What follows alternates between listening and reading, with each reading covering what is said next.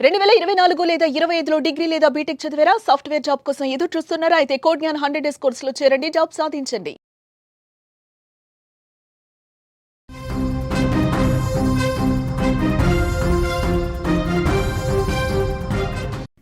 Operation spider web పై Russia ప్రతీకారం తీర్చుకోబోతుందా? సరిహద్దుల్లో Russia భీకరమైన దాడులు చేస్తోంది. 1140 మంది రష్యా సైన్యాన్ని చంపామని ఉక్రెయిన్ అంటోంది. యుక్రెయిన్ ప్రకటనపై రష్యా ఇప్పటివరకు స్పందించలేదు. ఇస్తాంబుల్లో శాంతి చర్చలు ఆగిపోయినట్టుగా కూడా తెలుస్తుంది. యుద్ధానికి బ్రేక్ ఇవ్వలేమని కూడా రష్యా అంటోంది. యుక్రెయిన్పై ఏ క్షణమైనా ప్రతీకార దాడి చేస్తామంటూ కూడా రష్యా ప్రకటించింది. ఇస్తాంబుల్ చర్చలు యుద్ధానికి విరామం ఇస్తాయని అనుకుంటే యుక్రెయిన్ ప్రపంచానికే షాక్ ఇచ్చింది. మెరుపు దాడి చేసి యుద్ధ విమానాలను లేపేసిన యుక్రెయిన్పై రష్యా ప్రతీకారంతో రగులుతోంది. ఈ దాడిని రష్యా ఉగ్రవాద దాడి అని చెప్తోంది. ఉక్రెయిన్ మాత్రం మేము సాధించిన విజయమని ప్రకటించింది. దాడి తర్వాత నిన్న ఇస్తాంబుల్లో శాంతి చర్చలకు తీవ్ర ఆటంకం ఏర్పడింది. రెండు దేశాల ప్రతినిధులు ప్రతీకారంతో రగులుతూ ఈ చర్చల్లో పాల్గొన్నారు. యుక్రెయిన్ దాడిని క్షమించేది లేదంటూ రష్యా ప్రతినిధులు మధ్యలోంచే వెళ్లిపోయారు. 2 గంటల ఆలస్యంగా మొదలైన ఈ చర్చలు గంటలోపే ముగిసిపోయాయి. యుద్ధానికి 30 రోజుల విరామం ఇవ్వాలని యుక్రెయిన్ చేసిన ప్రతిపాదనను రష్యా తోసిపుచ్చింది. 2 రోజుల బ్రేక్ చాలు అంటే వెటకారంగా మాట్లాడింది. దీంతో చర్చలకు విఫలమైనట్టుగా తేలిపోయింది. ఎట్టి పరిస్థితుల్లోనూ యుక్రెయిన్ పైన ప్రతీకార దాడి చేశాకే చర్చల గురించి ఆలోచించాలని రష్యా భావిస్తోంది.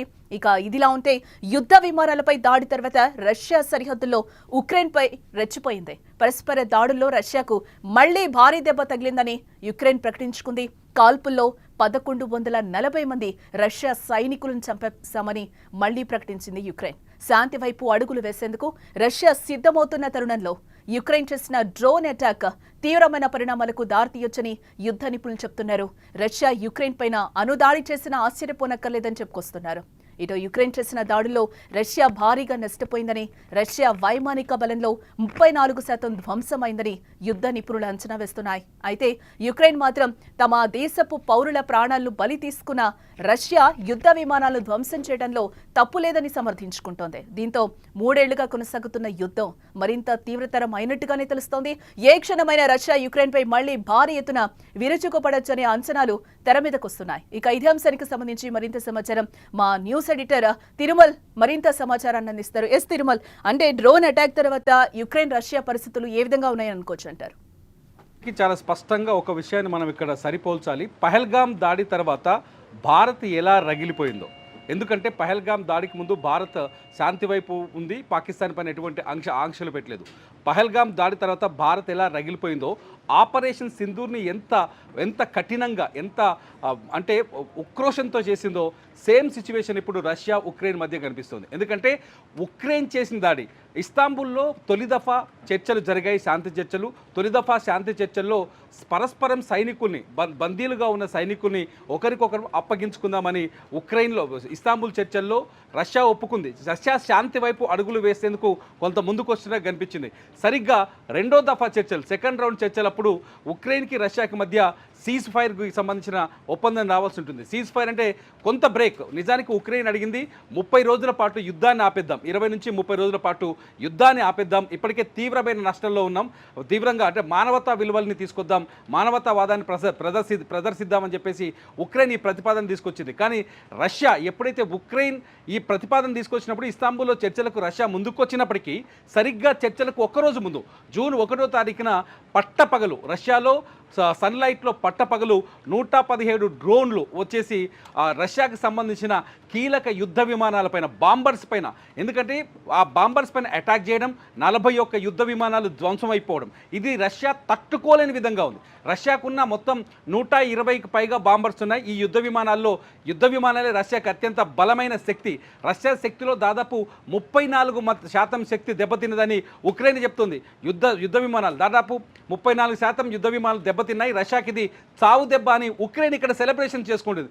పాకిస్తాన్ కనుక సీజ్ ఫైర్ తర్వాత, లేకపోతే ఆపరేషన్ సింధూర్ తర్వాత పాకిస్తాన్ మేమే గెలిచామని ఎలా అయితే సంబరాలు చేసుకుంటూ సేమ్ సంబరాలు ఇప్పుడు ఉక్రెయిన్ చేసుకుంటుంది. ఇది మేము రష్యా పైన తీసుకున్న ప్రతీకారం అని చెప్పేసి సంతోషాన్ని వ్యక్తం చేస్తుంది. ప్రపంచం మొత్తానికి అర్థమయ్యే విధంగా చెప్తుంది. రష్యా మాత్రం చాలా ఎట్లా అంటే గుంభనంగా ఉంది. రష్యా ఇది ఉక్రెయిన్ చేసిన దాడి కాదు అని చెప్తుంది ప్రపంచానికి. రష్యా స్థానికంగా ఉండే ఉగ్రవాదులు చేసిన దాడి చెప్తుంది. ఎందుకంటే యాంటీ ఎయిర్ డిఫెన్స్ సిస్టమ్ చాలా బలంగా ఉంది రష్యాకి. భారత్ వంటి దేశాలకు కూడా రష్యా ఎయిర్ డిఫెన్స్ సిస్టమ్ని అందించింది. S-400 మనం రష్యా నుంచి తెచ్చుకున్నాం. తాజాగా కూడా ఇంకో 2 S-400 ఇవ్వడానికి ఒప్పందం కూడా కుదిరింది. ఇటువంటి సిచ్యువేషన్లో రష్యా భూభాగంలోకి వెళ్ళి ఎటువంటి ఎయిర్ డిఫెన్స్ సిస్టమ్ అంటే ఏమైనా డ్రోన్స్ వస్తే తిరిగి ఎదురుదాడి చేసే అవకాశం లేకుండా రష్యా భూభాగంలోకి డ్రోన్లను తీసుకెళ్లి ఒక కోవర్ట్ ఆపరేషన్ చేయడం. రష్యా ఇంటెలిజెన్స్ పక్కనే ఉక్రెయిన్ గూఢాచారులు ఉండి ఎప్పటికప్పుడు సమాచారం తెలుసుకొని చాలా చావుదెబ్బ కొట్టింది ఒక రకంగా చెప్పంటే ఉక్రెయిన్. శాంతి మంత్రం జపిస్తూ శాంతి చర్చలు చేస్తూనే ఉక్రెయిన్ దాడి చేయడాన్ని రష్యా భరించలేకపోతుంది.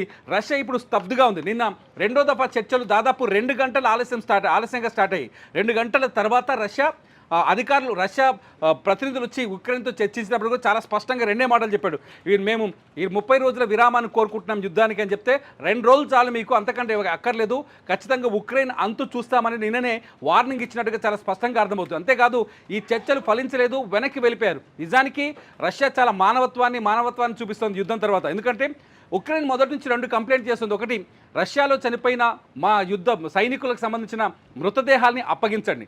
రెండో పాయింట్ వచ్చేసి రష్యాలో మా యుద్ధంలో గాయపడి బందీలుగా ఉన్న సైనికులు కూడా అప్పగించండి, వాళ్ళ ప్రాణాల మీదకి వచ్చిన పరిస్థితి, మానవత్వంతో స్పందించండి. మూడోది వచ్చేసి రష్యా కొంతమంది పిల్లల్ని బందీగా దాదాపు 15 లక్షల మంది పిల్లల్ని బందీలుగా పట్టుకుంది, వాళ్ళని వెంటనే విడుదల చేయాలని చెప్పేసి ఉక్రెయిన్ ఒక 3 ప్రతిపాదనలు తీసుకొచ్చింది.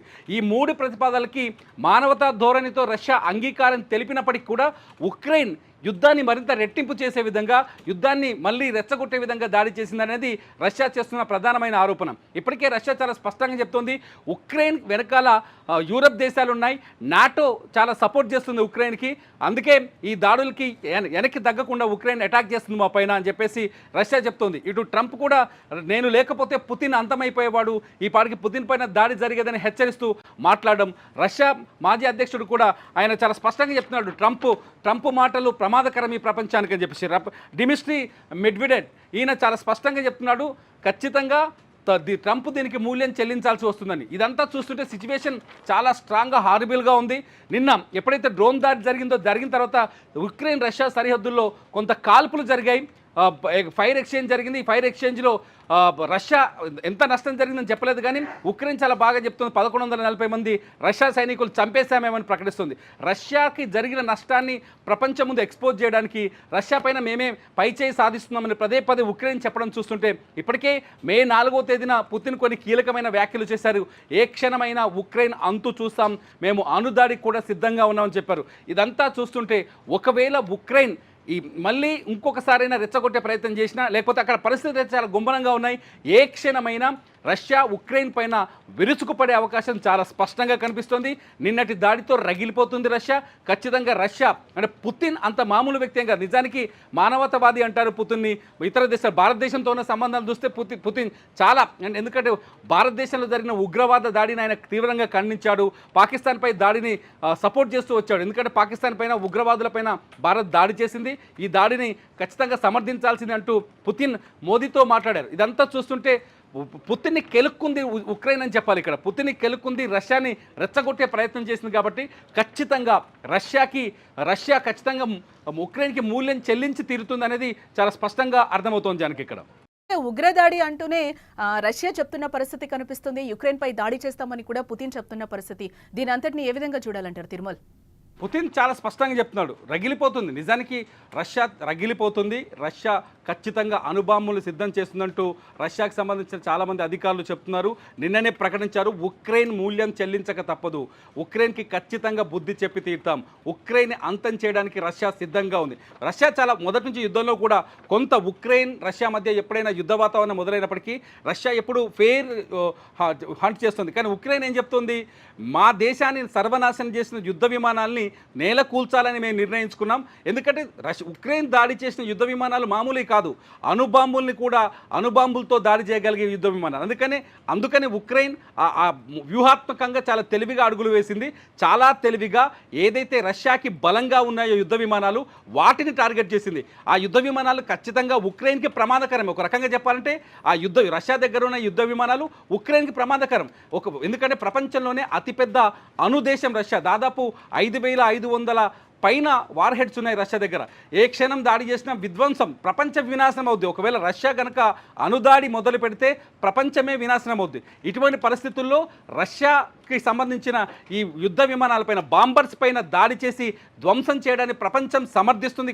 కాస్త మద్దతు కూడా దొరుకుతుందనే ఉద్దేశంతో ఉక్రెయిన్ దాడి చేసినట్టు తెలుస్తుంది. ఉక్రెయిన్ చాలా స్పష్టంగా చెప్తుంది, మా దేశాన్ని నాశనం చేసిన, మా దేశంలో బాంబుల వర్షం కురిపించిన రష్యా యుద్ధ విమానాల్ని ఎట్లయినా బూడిద చేస్తాం, అందుకే చేద్దామని 18 నెలలుగా ఒక ప్లాన్ వేసుకున్నాం.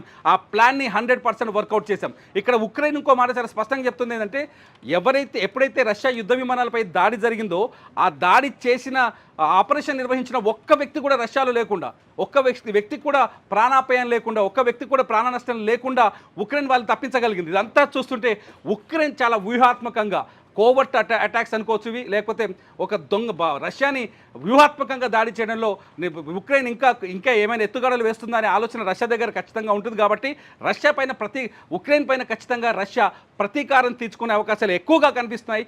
ఏ క్షణమైనా రష్యా ఉక్రెయిన్ పైన భీకర దాడి చేసే అవకాశాలు అయితే చాలా మెండుగా ఉన్నాయని యుద్ధ నిపుణులు చెప్తున్నారు. జానకి, ఎస్ అంటే తిరుమల ఇంకా శాంతి చర్చలు ముందుకెళ్లే అవకాశాలు కనిపించడం లేదంటారా? ప్రస్తుత పరిస్థితుల్లో శాంతి చర్చలకు ఆస్కారం లేనట్టుగా చాలా స్పష్టంగా కనిపిస్తుంది. ఒకవేళ శాంతి చర్చలకు ఆస్కారం ఉంటే నిన్న చర్చలు విఫలమయ్యేటి కాదు. ఒకవేళ ఉక్రెయిన్ దాడి చేయకపోయిన ఉంటే సిచ్యువేషన్ కొంత కంట్రోల్లోకి వచ్చేదేమో. కానీ ఉక్రెయిన్ చాలా కరెక్ట్గా శాంతి చర్చలకు ముందు అటాక్ చేయడంతో అసలు చర్చలు స్టార్ట్ అవ్వడమే అనుకున్న టైం కంటే 2 గంటలు లేటుగా స్టార్ట్ అయ్యాయి. ముగిసింది కూడా గంట ముందే ముగిసిపోయి, అంటే తక్కువ సమయం మాట్లాడుకున్నారు. ఇద్దరి ఫేసులో ప్రతీకారం కనిపించిందని చెప్పేసి ఇస్తాంబుల్కు విదేశాంగ శాఖ ప్రకటించింది. సిచ్యువేషన్ చూస్తే ప్రస్తుతానికైతే శాంతి చర్చల విషయంలో కొంత ప్రతిష్టంభన కొనసాగుతుందని చెప్పాలి. Right Tirumala, thanks for the update. Yes, మొత్తంగా మనం చూస్తే ఇస్తాంబుల్ చర్చలు యుద్ధానికి విరామం ఇస్తాయని అనుకుంటే యుక్రెయిన్ ప్రపంచానికే షాక్ ఇచ్చినట్లుగా తెలుస్తోంది. మెరుపు దాడి చేసి యుద్ధ విమానాలు లేపేసిన యుక్రెయిన్ పై రష్యా ప్రతీకారం ఖచ్చితంగా తీర్చుకుంటామని కూడా చెప్తోంది. ఈ దాడిని రష్యా ఉగ్ర దాడి అంటూనే మేం ఖచ్చితంగా యుక్రెయిన్ పై ప్రతీకారం తీర్చుకుంటామని కూడా పుతిన్ చెప్తున్న పరిస్థితి కనిపిస్తుంది. దాడి తర్వాత నిన్న ఇస్తాంబుల్లో శాంతి చర్చలకు తీవ్ర ఆటంకం ఏర్పడింది. 2 దేశాల ప్రతినిధులు ప్రతీకారంతో రగులుతూ ఈ చర్చల్లో పాల్గొన్న పరిస్థితి కనిపిస్తుంది. యుక్రెయిన్ దాడిని క్షమించేది లేదంటూ కూడా రష్యా ప్రతినిధులు మధ్యలో నుంచి వెళ్లిపోయిన పరిస్థితి కనిపిస్తుంది. 2 గంటల ఆలస్యంగా మొదలైన ఈ చర్చలు గంటలోపే ముగిశాయి. యుద్ధానికి 30 రోజుల విరామం ఇవ్వాలని యుక్రెయిన్ చేసిన ప్రతిపాదనను రష్యా తోసిపుచ్చిందని చెప్పుకోవచ్చు. 2 రోజుల బ్రేక్ చాలు అంటే వెటకారంగా మాట్లాడింది. దీంతో చర్చలు విఫలమైనట్టుగా తేలిపోయింది. ఎట్టి పరిస్థితుల్లోనూ యుక్రెయిన్ పైన ప్రతీకార దాడి చేశాకే చర్చల గురించి ఆలోచించాలని రష్యా భావిస్తున్న పరిస్థితి కనిపిస్తుంది. ఇక ఇదిలా ఉంటే యుద్ధ విమానాలపై దాడి తర్వాత రష్యా సరిహద్దుల్లో యుక్రెయిన్ పై రెచ్చిపోయింది. పరస్పర దాడుల్లో రష్యాకు మళ్లీ భారీ దెబ్బ తగిలిందని కూడా యుక్రెయిన్ ప్రకటించుకుంది. కాల్పుల్లో 1140 మంది రష్యా సైనికుల్ని చంపేశామని యుక్రెయిన్ అధికారికంగా ప్రకటించుకుంది. కానీ దీనికి సంబంధించి రష్యా మాత్రం ఎటువంటి అధికారిక ప్రకటన చేయలేదు. దీనికి సంబంధించి ఉగ్ర దాడి అని చెప్తున్న పరిస్థితి కనిపిస్తుంది. మరిన్ని అప్డేట్స్ కోసం చూస్తూనే ఉండండి సుమన్ టీవీ.